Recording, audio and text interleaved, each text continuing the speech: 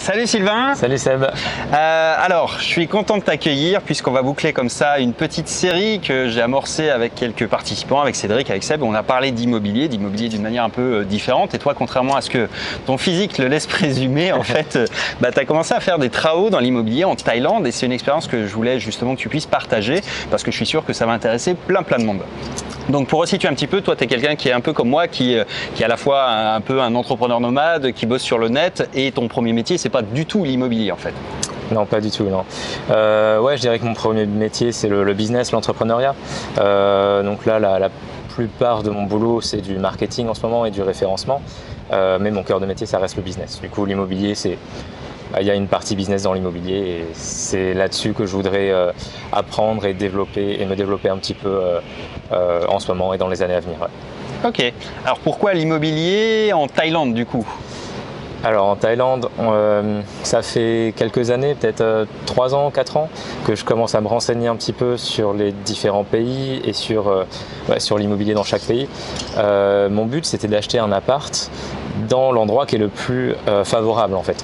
Comme le monde est grand, je suis digital nomade comme tu as dit tout à l'heure, du coup j'ai pas l'obligation d'acheter dans mon pays de passeport et il y a quand même peu de probabilité que mon pays de passeport soit le meilleur pays du monde pour faire l'investissement immobilier.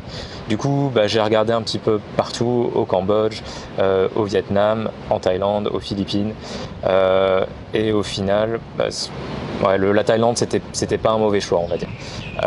Pour mon premier achat, donc c'était en 2017, début 2017 il me semble. J'étais pas forcément sûr de moi sur le pays, mais j'ai vu que la Thaïlande c'était pas un trop mauvais choix et que le risque était assez faible. Du coup, donc j'ai commencé par la Thaïlande. Ouais. Alors c'est quoi tes objectifs avec l'immobilier justement ? C'est pour faire du locatif, faire de l'Airbnb, faire de l'achat-revente, parce qu'on a parlé de plein d'options dans d'autres vidéos justement, et là ça permet de compléter un peu le parcours d'autres personnes. Toi, c'est quoi les objectifs que tu poursuis du coup avec l'immobilier ? Alors le tout premier appart, c'est peut-être un peu surprenant, mais mon objectif premier c'est d'avoir une boîte aux lettres. Parce que j'avais pas tant que ça, parce que je le loue, donc t'as quand même de la renta derrière. Mais donc en 2017, je commençais à avoir des problèmes un peu administratifs, on va dire, ma banque qui me demandait où est-ce que j'habitais, etc. Du coup, je me suis dit, bon, j'achète un appart à Chiang Mai, c'est pas très cher, genre à peu près 25 000 euros. J'aurai de la renta derrière, parce que je le loue derrière, donc c'est pas 25 000 euros qui sont perdus, on va dire, c'est ça, t'as la renta derrière. Et au moins je serai tranquille avec ma boîte aux lettres, avec mes papiers, etc. Voilà, donc le premier objectif, on va dire, en 2017, c'était fixer un peu tout mon administratif, avoir des gros liens avec la Thaïlande pour que ça devienne vraiment mon pays de résidence fiscale. Ensuite, j'ai acheté 2 autres apparts depuis. Et donc pour les autres apparts, là l'objectif c'est plus d'avoir une boîte aux lettres parce que j'en ai déjà une, c'est d'investir en fait, parce que quand tu bosses en ligne, que tu n'es plus résident fiscal français, ok, tu gagnes des sous, tu payes peu d'impôts, tu cotises pas à la retraite, il faut bien que tu t'organises pour plus tard avoir quelque chose. Du coup on va dire que c'est des placements. Donc là, l'idée aujourd'hui, c'est finalement d'acheter, de mettre en location, d'avoir un petit peu le patrimoine qui se constitue, tout en ayant des petits revenus, puisque c'est des petits investissements qui génèrent forcément aussi des petits revenus. Ouais, exactement. Tu as choisi une ville qui est intéressante, on a parlé de Pattaya, toi tu as fait le choix de Chiang Mai qui est très différent d'un point de vue marché. J'y ai vécu aussi, donc je connais un petit peu le truc. C'est une ville qui pousse beaucoup sur certains quartiers, qui est un peu en descente sur d'autres, mais qui n'est pas du tout liée, par exemple comme Pattaya, au tourisme de la même manière. C'est-à-dire qu'on est sur un marché qui est beaucoup plus de résidents, de gens qui sont là, un marché qui est plus stable finalement, qui est plus lisible, je pense. Ouais, exactement. C'est pour ça en fait. Alors j'avais visité des apparts à Pattaya il y a longtemps, peut-être il y a 3 ans, mais je connaissais pas très bien le marché et j'avais un peu peur de ça, du fait qu'il y ait beaucoup de touristes à certaines périodes et on ne sait pas si dans 4 ans, dans 5 ans, il y en aura encore beaucoup. Ah oui, même des fois c'est sur des périodes de 3 mois d'écart, c'est-à-dire les gens partent, reviennent plus, il y a les Russes qui ont déserté pour des raisons monétaires, les Chinois commencent à trouver ça cher ici aussi, donc il y a effectivement des cycles qui ne sont pas les mêmes du tout quand on s'adresse au marché local. Ouais, exactement. Du coup, au tout début, comme je connaissais pas trop le marché de la Thaïlande pour mon premier achat, j'ai vu qu'à Chiang Mai, ça dépendait moins du tourisme, c'était entre guillemets des vrais gens qui habitaient dans l'appart, c'est des Thaïs et des expats, et c'est assez probable que le marché de Chiang Mai bouge moins que le marché de Pattaya. Du coup, on va dire que mon premier appart, je l'ai acheté à Chiang Mai parce que j'ai estimé que le risque était moindre, premièrement, et deuxièmement aussi parce que j'aime bien Chiang Mai et que j'habite plus ou moins là-bas. Et du coup, je connais mieux le marché.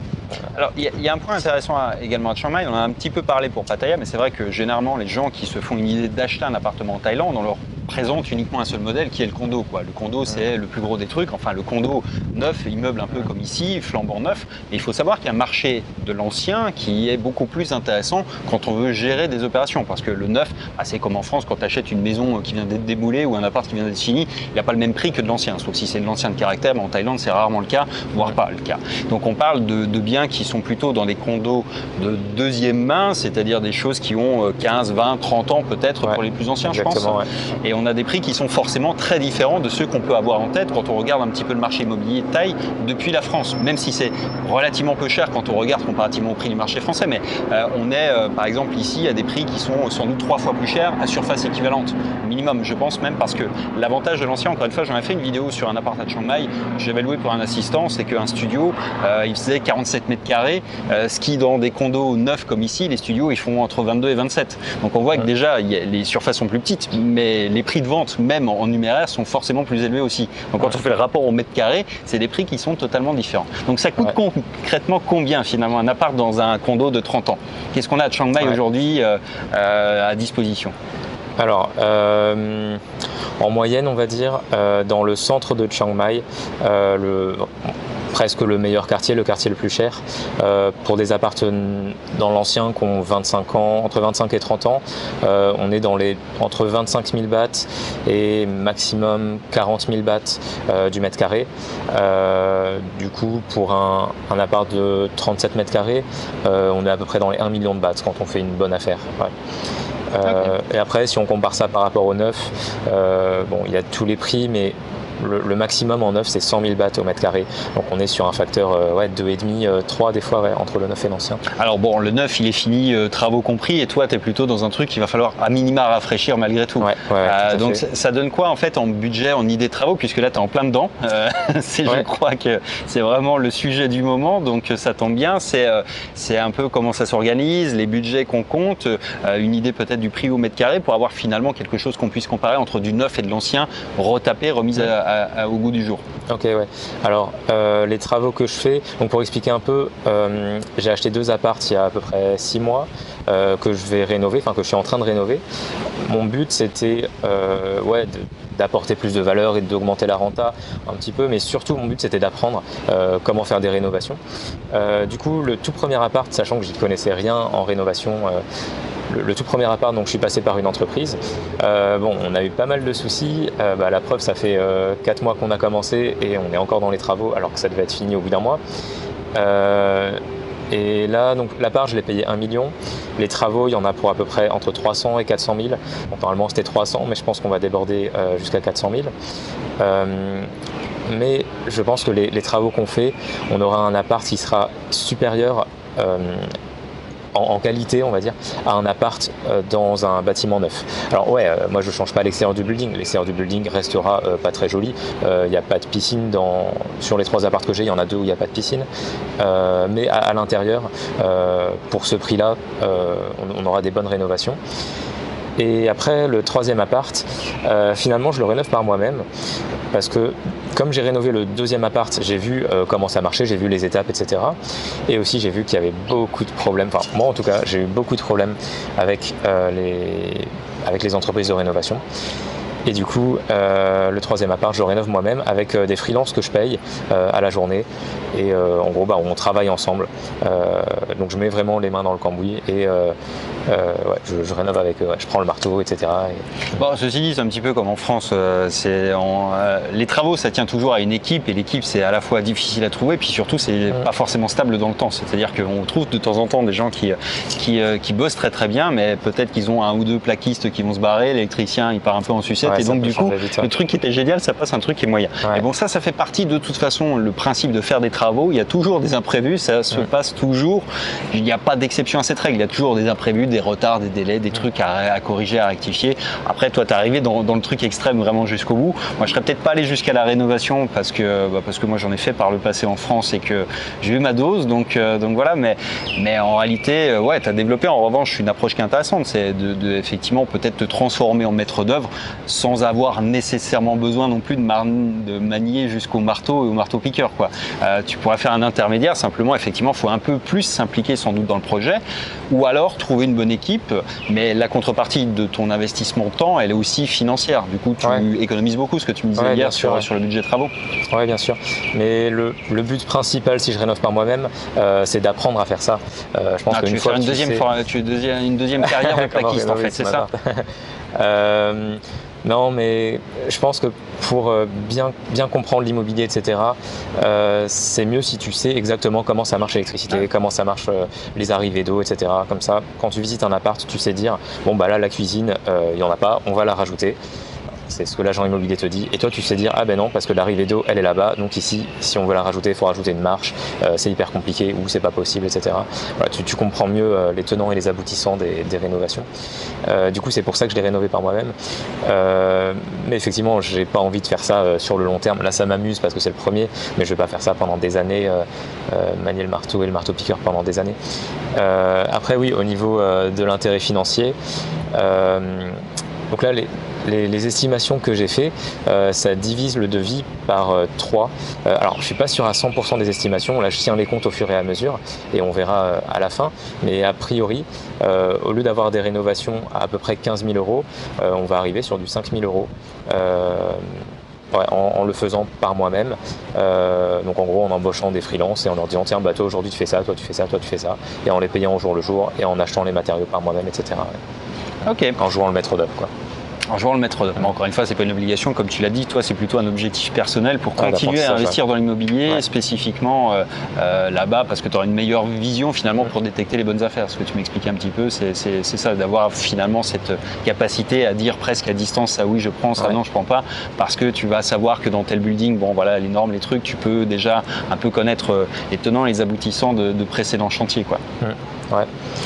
Ok. Et ça donne quoi en matière de rentabilité? Alors là, tu disais tout à l'heure un appart à peu près 1 million, à peu près 300 000 de travaux. Ça donne quoi en ratio financier? Après, quand on parle de locatif, à qui tu loues? C'est loué sous quel format? En longue durée, en saisonnier, en Airbnb? Et puis surtout, qu'est-ce que ça crache en renta, quoi? Parce que c'est un peu ça le but malgré tout. Alors moi, j'ai pas le temps de faire du Airbnb. C'est pas ma volonté. Là, pour l'instant, j'ai mon business de marketing. Du coup, donc, je fais que du long terme. Le premier appart que j'ai acheté, j'ai un bail je l'ai loué à quelqu'un pour 3 ans. Donc pendant 3 ans, je m'en occupe pas. Et là, j'ai une agence, c'est ça qui le gère totalement et qui le reloue elle-même. Exactement. Exactement. Mais il me paye en mensuel. J'ai un bail avec l'agence. C'est pas une agence qui prend une commission. C'est l'agence me donne tous les mois. Je crois que c'est 5 500 bahts pour le premier appart. Et ensuite, elle fait ce qu'elle veut de l'appart. Et donc, elle fait du Airbnb avec. Du coup, là, ça fait une renta de 6%, exactement 6% net, en incluant les frais de condo et tous les frais. Ensuite, les appartes suivants, on est à peu près sur du 6% aussi, 6% ou 6,5%. C'est la fourchette basse de mes estimations. Parce qu'en fait, j'ai rénové les appartes en essayant de faire vraiment quelque chose de bien.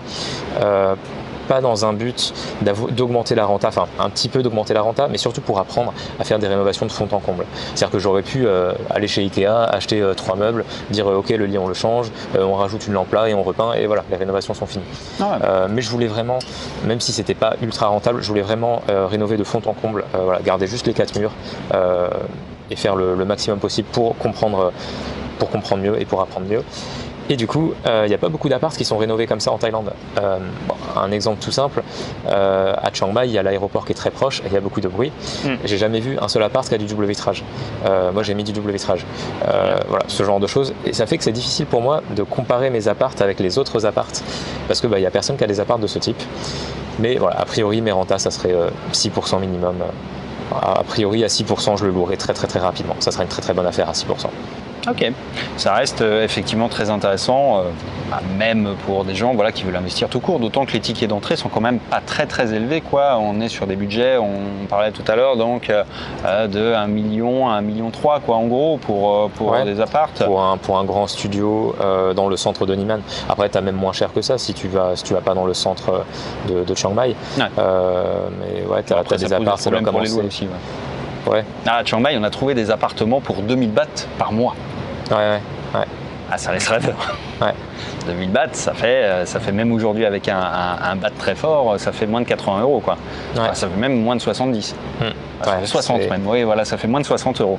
Donc oui, non, il y a à peu près pour tous les marchés, mais il faut comprendre que c'est pas les mêmes personnes qui vont habiter dedans et que en réalité on peut pas tout à fait comparer non plus le marché, je pense, avec le marché européen, dans le sens où il y a quelque chose qui existe quand même moins en Asie parce qu'il y a des commodités extérieures qui sont notamment beaucoup de restos, de la bouffe pas chère, accessible. C'est que les gens ont toujours tendance à aller déjà manger à l'extérieur, beaucoup moins à cuisiner à l'intérieur, ce qui fait que il y a beaucoup moins d'espace qui est grappillé par la cuisine, ce qu'on ferait sans doute plus en Europe à faire une cuisine américaine, un truc où on ferait des mètres carrés. Ici, en fait, on arrive à avoir des belles surfaces à vivre finalement parce qu'on réduit au maximum en tenant compte effectivement de la culture et des habitudes locales. Donc ça fait des surfaces qui sont quand même sympas, quoi, pour des studios. Effectivement, si tu gommes la plupart des trucs perdus, si tu as fait tomber tous les murs, bon, derrière, il te reste quand même de beaux espaces, quoi. Et je pense que les Européens sont sensibles à ça aussi, beaucoup plus que les Asiatiques sans doute, et du coup, ça te fait sans doute une porte d'entrée plus intéressante aussi pour la location. Ouais.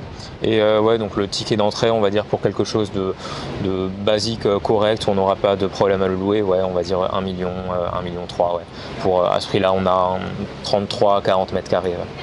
Ok, c'est déjà c'est de belles opérations et c'est encore une fois effectivement relativement accessible. Pour le coup, on est sur des budgets, on a des choses dont on avait parlé avec Cédric qui n'étaient pas très éloignées de ça en termes de budget ici. Mais pour Pattaya alors ? Ouais, pour Pattaya, mais encore une fois, pas sur tous les marchés, sur de l'ancien, sur de la réno, souvent sur des trucs. Enfin voilà, faut sélectionner, il faut connaître le marché. Encore une fois, on en a beaucoup parlé, mais il y a quand même des choses qu'on est obligé de découvrir, de tester, d'appréhender soi-même. On ne peut pas acheter un appartement tout à fait comme on achète un produit sur Amazon et qu'on attend en livraison, quoi. Ça passe par des processus différents, à moins d'avoir des relais et des gens qui connaissent bien le marché. Effectivement, ça c'est une autre option, et des gens qui peuvent aider effectivement sur ce type de démarche, quoi. Mais ok. Pour terminer, finalement, il nous reste quoi ? La partie revalorisation patrimoniale, ça donne quoi en perspective ? Chiang Mai, c'est quelque chose qui va grimper, descendre. T'imagines quoi comme revalorisation aujourd'hui ? En plus, il y a quand même un truc qui est effectivement à prendre en compte, qui est une période intéressante, je pense. C'est qu'on est sur une phase où, enfin, du moins intéressante, ça dépend pour qui, ça dépend à quel moment on s'y situe.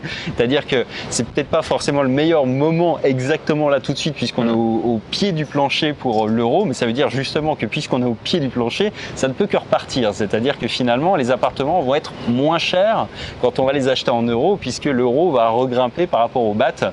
Là, aujourd'hui, on a à peu près un bas historique on est en dessous de 34. Je l'avais jamais vu aussi bas. Les courbes n'existaient pas non plus bas. Donc, on est vraiment sur un bas historique. Ça veut dire que fondamentalement, il y a quand même 95% de chances que ça reparte à la hausse, sauf si l'euro s'effondre, effectivement. Mais là, bon, c'est un autre problème et c'est une autre vision du truc. Mais je pense que de toute façon, ne serait-ce que parce que les Thaïs, eux aussi, souffrent de la monnaie chère, c'est-à-dire qu'il ne faut pas oublier qu'ils vivent beaucoup du tourisme et qu'eux, ils n'ont pas trop intérêt à ce que les touristes viennent moins, parce que, évidemment, pour nous, acheter des trucs, c'est cher, mais pour des touristes, ça l'est tout autant, et donc ça change considérablement les budgets vacances, et ça les pénalise beaucoup en ce moment ici. Donc je pense que de toute façon, même si l'euro ne va pas devenir une super monnaie pour autant demain, le baht va sans doute se mettre un peu dans une position où on refavorisait quand même les exportations et puis surtout le retour des gens sur les marchés. Donc ça veut dire qu'il y aura sans doute des opérations intéressantes à faire là dans les prochains mois, quand il y aura eu un petit peu un rééquilibrage monétaire, je pense. C'est ce que la Thaïlande cherche à faire, à dévaluer le baht pour relancer son tourisme, etc.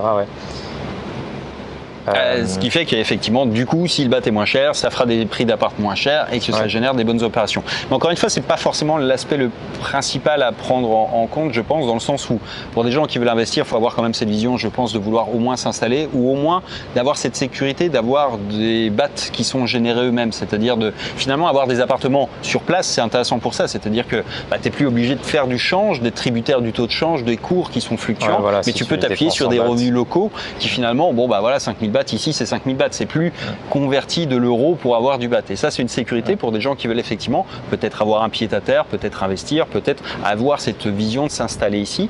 Et effectivement, Chiang Mai est vraiment très différent au marché de Pattaya. Et puis surtout en matière de revalorisation aussi, je pense qu'il y a un équilibrage. Beaucoup de Chiang Mai pousse beaucoup sur les Thaïs qui sont de Bangkok. Il y a beaucoup de gens qui migrent dans le nord parce que voilà, c'est une ville qui est plate aussi. C'est très différent d'ici, de Pattaya et de Bangkok, parce que c'est une ville qui est construite à plat.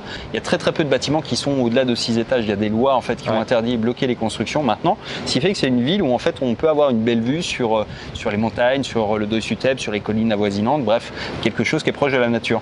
Ouais, beaucoup plus tranquille. Ouais. Et pour l'évolution du marché de Chiang Mai, bon, je suis pas voyant pour le futur, je vais pas me prononcer, mais en tout cas, je peux dire jusqu'à présent comment ça se passe depuis que je surveille le marché, donc depuis 2016 à peu près.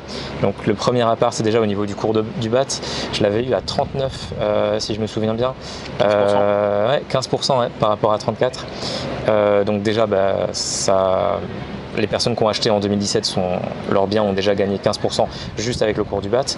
Et après, par rapport au prix du marché, ça a beaucoup monté aussi. J'estime à peu près à 20%. En tout cas sur les apparts que j'ai achetés, enfin sur le premier appart que j'ai acheté en 2017. En fait, c'est facile en Thaïlande de voir l'évolution des prix parce que dans un building, tu as plein d'apparts tous identiques et du coup, tu peux voir les nouvelles annonces. Et les 50 apparts de tes voisins qui sont identiques au tien, s'ils se vendent 20% plus cher, tu comprends que le tien vaut 20% plus. Du coup, pour l'instant, ça a augmenté beaucoup, donc à peu près 20% en 2 ans. Et sur les 6 derniers mois, 6-8 mois, j'ai l'impression que ça a pris 10% aussi.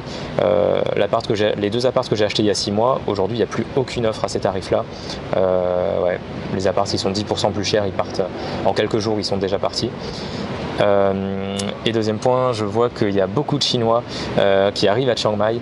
Il y a des publicités pour des apparts, pour des ventes d'apparts. Les publicités sont uniquement en chinois. Et pour l'anecdote, j'avais contacté un mec qui avait 15 apparts à vendre. Et son annonce était en chinois. Il avait mis son WeChat, donc j'avais contacté sur WeChat. Et il m'a répondu « Ah non, il n'y a pas le quota ». En gros, il voulait pas me vendre à moi parce que j'étais pas chinois. Alors il y a le quota dans ce building, je connais ce building, mais il voulait pas me vendre à moi. Donc bref, il y a beaucoup de Chinois qui arrivent. Et ça pourrait aussi laisser présager une hausse des prix dans les années à venir. Mais sachant que la hausse des prix, elle n'a pas vraiment d'impact une fois que tu as déjà acheté. Moi, je prévois pas, je fais pas d'achat-revente, pas pour l'instant. Donc que les prix montent ou baissent, ça va pas me changer grand-chose. Mes loyers, ils vont pas changer. Du coup, la renta n'est pas impactée en fait par la hausse des prix. Bon, si ça monte, tant mieux pour toi. Quand tu revendras, tu feras en plus une plus-value à la fin. Mais si ça monte pas, ta renta ne change pas. Ça changera pas tes plans en fait. Non, c'est ça. Et puis, je pense qu'il ne faut pas partir directement dans cette idée-là, sauf à très très bien connaître le marché, avoir des relais sur place. Enfin bref, à être un pro et qui sait ce qu'il fait, mais surtout pas pour un premier achat. Voilà, c'est pas un truc sur lequel tu peux t'avancer forcément en arrivant comme ça de nulle part. Donc non, effectivement, t'as raison. C'est pas le point de mire, effectivement, mais ça donne quand même une tendance de marché. Ici, c'est un peu différent, je pense, parce que justement, il y a eu les Chinois et puis on s'aperçoit que là, les Chinois commencent à reculer un peu parce qu'ils commencent à trouver Bangkok, Pattaya cher. Et pas forcément équilibré parce qu'ils s'aperçoivent qu'il y a des buildings qui sont vides. C'est pas du tout, encore une fois, le même marché que Chiang Mai et c'est pas du tout le même business, quoi. Donc c'est vrai que c'est des marchés qui sont certes en Thaïlande mais qui répondent à des problématiques qui sont différentes, encore une fois. Et c'est vrai que ici, on va vendre beaucoup plus à des touristes, à des gens, on va leur vendre le fond de mer, alors que finalement Chiang Mai, c'est une ville qui est beaucoup plus pour des gens qui sont installés, des expats ou des Thaïs qui en ont un peu marre de Bangkok. Bref, des gens qui ont plus l'envie d'être posés, qui sont là à demeure à l'année. Il y a beaucoup d'expats aussi. De nomades digitales qui sont installés à Chiang Mai. Donc il y a vraiment un climat, à la fois effectivement un climat climatique et puis du coup un climat économique qui est totalement différent sur l'immobilier, quoi. Donc c'est encore une fois très intéressant tout ça. Et ce qu'on fera sans doute, c'est qu'on va préparer une petite surprise pour ceux qui sont intéressés par l'immobilier en Thaïlande, puisque encore une fois il y a plein de choses à dire. On va pas faire une vidéo de 107 heures non plus, mais quelque chose qui pourrait, pour les gens qui sont intéressés par ce type de choses, effectivement accéder à quelques ressources que toi tu as préparées et qui donneront un premier aperçu de comment est-ce qu'on peut détecter des bonnes affaires, comment est-ce que on peut calculer des rentas, où est-ce qu'on peut trouver des apparts, comment est-ce que toi tu as fait d'ailleurs, parce que que c'est pareil, tu n'es pas né ici, donc voilà, il y a des mécanismes que tu as appris. Ouais, et puis pour des choses apprendre le marché, bien sûr. Ok, donc voilà, bah écoute, Sylvain, c'était sympa d'avoir partagé toute cette expérience en tout cas. Un plaisir partagé. Et puis, en attendant, on mettra donc un lien dans la description vers cette partie-là. Et puis, on se dit à très bientôt dans la prochaine. Ciao, ciao. Salut.